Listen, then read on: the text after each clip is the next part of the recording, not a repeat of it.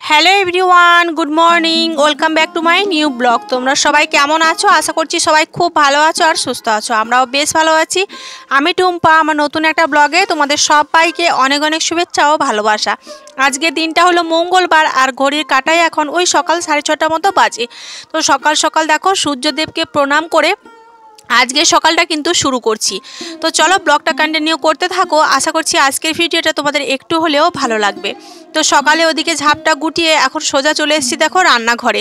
আর আগে কিন্তু আমি পুরো ঘরটা ঝাড়ু দিয়ে নিয়েছি, তারপরে বাসি থালা বাসনগুলো কলপাড়ে রেখে দিয়ে এসে এখন দেখো এই যে গ্যাস ওভেনটা ভালো করে ক্লিন করে নিচ্ছি। আসলে কি বলো তো, রাতের বেলাতে ওই ছুঁচো ইঁদুর তারপরে আমাদের রাজার রনি ওরা তো সবাই দৌড়ঝাঁপ করে, সেই জন্য কিন্তু আমি রাতের বেলাতে রান্না করি বা না করি, আমি কিন্তু প্রত্যেক দিন সকালে ঘুম থেকে উঠে রান্নাঘর পরিষ্কার করার সময় গ্যাস ওভেনটা আমি পরিষ্কার করেই রাখি।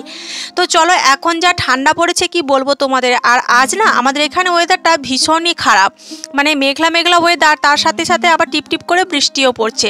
ওদিকে মামাম সোনা এখনও ঘুমাচ্ছে, ওকে ঘুম থেকে ওঠাইনি। তো আমি ওদিকে রান্নাঘরের কাজগুলো শেষ করে সোজা চলে এসেছি দেখো কলপাড়ে। তো দেখো আমি কলপাড়ে এসে দেখো এখন বাসি থালা বাসনগুলো মেজে ধুয়ে পরিষ্কার করে নিচ্ছি। আর এখন যা ঠান্ডা পড়েছে না, ঠান্ডার মধ্যে যদি আবার টিপ টিপ করে বৃষ্টি হয় না, তাহলে কিন্তু একটুও ভালো লাগে না। কেন বলো তো, এই যে সাথে সাথে ওয়েদার, তার উপরে দেখো এমন ওয়েদারটা হয়ে রয়েছে যেন এই যে সন্ধে হয়ে এসছে, কিন্তু না, এখন বাজে সকাল 6:30 মতো, তোমাদের বললাম না। তো কি আর করা যাবে বলো, পরিবেশ পরিস্থিতি মানিয়ে নেওয়ারই নাম জীবন। তো কিছু করার নেই, সবটা মানিয়ে নিয়েই চলতে হবে। এদিকে বাসনগুলো মেজে ধুয়ে নিয়েছি। আজ আবার না এক জায়গায় যাওয়ার রয়েছে, তবে কোথায় যাব না যাব সবটা তোমরা এই ব্লগে দেখতে পাবে। তো ব্লগটা কন্টিনিউ করতে থাকো, তাহলেই বুঝতে পারবে।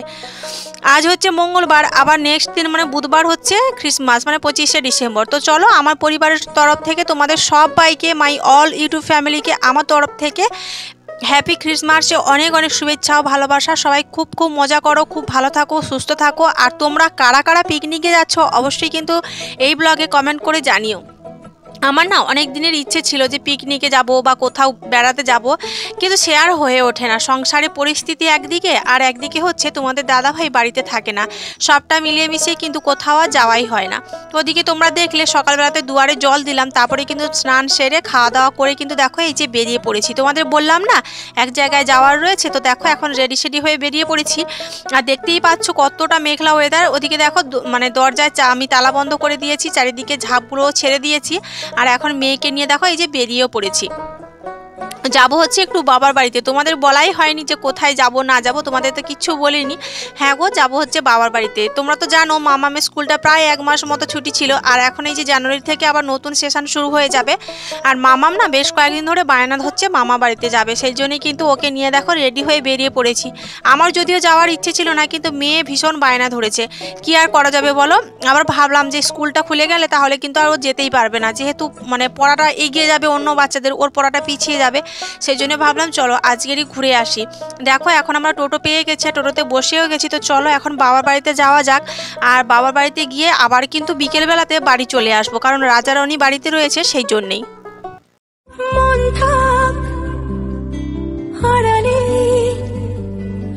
মাঝে মাঝে ছুঁতে আসা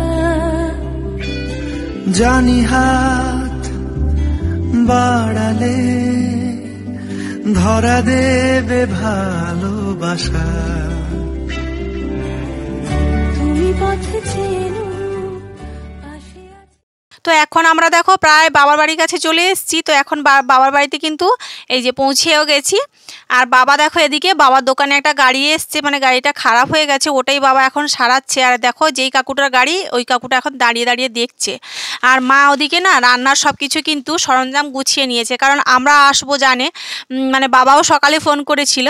তো মা কিন্তু রান্নার জন্য সব কিছু করে নিয়েছে, ওদিকে মা রান্নাঘরে কিছু একটা করছে আর এদিকে বাবা কাজ করছে, সেই ভিডিওটা আমি ক্যাপচার করছিলাম।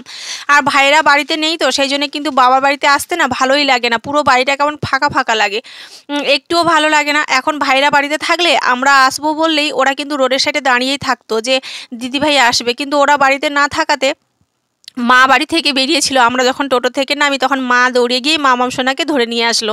আর যদি ভাইরা বাড়িতে থাকতো ভাইরা দৌড়ে গিয়েই ওর ভাগ্নিকে কোলে তুলে নিত। কি আর করা যাবে বলো, অভাবের সংসারে এমনটাই হয় জানো তো। কিছু কিছু খুশির মুহূর্তে সবাইকে কাছে পাওয়া যায় না। ওই যে যেমন তোমার দাদাভাই এতদিন কাছে ছিল না, এখন আমার ভাইরা দূরে চলে গেল, তোমার দাদাভাই আবার বাড়ি আসার সময় হয়ে গেল। তো এদিকে দেখো মা যে রান্না সব কিছু করে নিয়েছে, আজকে মা রান্না করবে বাঁধাকপির তরকারি, সাথে করবে টমেটো চাট আর করবে চিকেন। তো মামাম গতকালকের ও দাদু ভাই আর দিদুনকে ফোনে বলেছিল যে তোমাদের বাড়িতে যদি চিকেন রান্না করো তাহলে তোমার বাড়িতে আমি যাব, সেই জন্য ও দাদু ভাই দেখো চিকেন এনেছে। এমনিতেই ও দাদু ভাই যখনই ও যায় তখনই কিন্তু আমার বাবা আমার মামাম শোনার জন্য চিকেন নিয়ে আসে। আবার মাছও কিনেছে বাবা, কারণ মা চিকেন খায় না, মা মাছ খাবে সেই জন্যেই। আসলে কি বলো তো, সত্যি কথা বলতে না, বাবার বাড়িটা যখন মানে বিয়ের পরে না প্রত্যেকটা মেয়েদের কাছে দেখবে বাবার বাড়ি যেন একটা আত্মীয় বাড়ির মতো হয়ে ওঠে। অনেক দিন পর পর যখন মেয়েরা আসে না তখন বাবা মারা একটু ভালো কিছু রান্না বান্নার চেষ্টা করে যাতে তার মেয়েটাকে একটু মন শান্তি করে খাওয়াতে পারে। আবার দেখবে মানে এই যে বাবার বাড়িতে এসে না থাকার আবার সময়ই পাই না, এই যে সকালে এসছি এই 12টা নাগাদ এসছি, আবার বিকেলে বাড়ি চলে যেতে হবে, কেমন যেন আত্মীয় বাড়িতে পরিণত হয়ে যায় বাবার বাড়িটা। যেখানেই জন্ম হলাম, যেখানে বড় হলাম, যেখানে মা বাবা কোলে পিঠে করে মানুষ করলো না খেয়ে না দিয়ে, সেই বাড়িটা এখন আত্মীয় বাড়িতে পরিণত হয়ে গেছে। সত্যি ভাবলে না চোখের কোণায় জল আসে, কিন্তু কিচ্ছু করার নেই জানো তো, মেয়েদের জীবনটাই হচ্ছে এমন যাযাবরের মতো। মেয়েদের সত্যি কিন্তু কোনো ঘর হয় না জানো তো, যখন বাবা বাড়িতে থাকে সেটাও তার ঘর হয় না, আবার যখন শ্বশুর বাড়িতে থাকে তখন দেখবে কোনো কিছু ঝগড়াঝাটি ঝামেলা অশান্তি হলো না সবাই বলে এটা কি তোমার বাড়ি। সত্যি মেয়েদের কিন্তু কোনো ঘর হয় না, মেয়েরা হচ্ছে যাযাবর জানো তো। মেয়েরা শুধু অন্যের জন্যই বাঁচে, অন্যকে ভালো রাখার জন্য বাঁচে, নিজের জন্য কখনো বাঁচে না। তো যাই হোক কি আর করা যাবে, মেয়ে হয়ে যখন জন্মেছি সবটা তো সহ্য করতেই হবে, আর ঈশ্বর মেয়েদেরকে সেই সহ্য ক্ষমতাটাও দিয়েছে। তো ফাইনালি বাবা বাড়িতে রান্নাবান্না কমপ্লিট হওয়ার পরে খাওয়া দাওয়া করে একটু রেস্ট করছিলাম, তারপরে কিন্তু বাড়ি চলে এসেছি। এখন বাজে ওই সন্ধ্যে 6টা মতো, বাড়িতে এসেছি 5:30 নাগাদ। বাড়িতে এসে ঘর দুয়ার ঝাঁট দিয়ে কলের জলটা ধরে এই যে তোমাদের সামনে চলে এসেছি।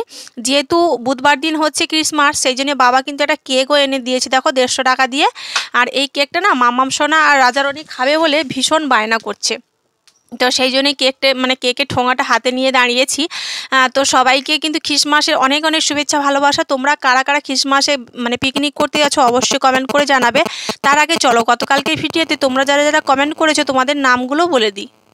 কালকের ভিডিওতে তোমরা অনেকেই কিন্তু খুব ভালো ভালো কমেন্ট করেছো। পূর্ণিমা চক্রবর্তী, দুষ্টু কাজল, কোয়েল দাস, তোমাদের অনেক অনেক শুভেচ্ছা ও ভালোবাসা গো। তোমাদের এত ভালো ভালো কমেন্ট পড়ে না সত্যি মনটা আমার ভরে গেছে। তোমরা যে এতটা ভালোবাসো আমাকে, তোমাদের কমেন্টগুলো দেখলেই বোঝা যায়।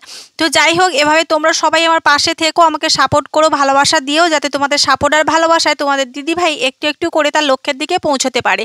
তোমরা যারা এখন আমার চ্যানেলটা সাবস্ক্রাইব করোনি প্লিজ তোমরা আমার চ্যানেলটা সাবস্ক্রাইব করে নাও, আর পাশে থাকা বেল বাটনটা অবশ্যই প্রেস করে দিও। চলো বন্ধুরা, আজকে ব্লগটা এখানেই শেষ করছি।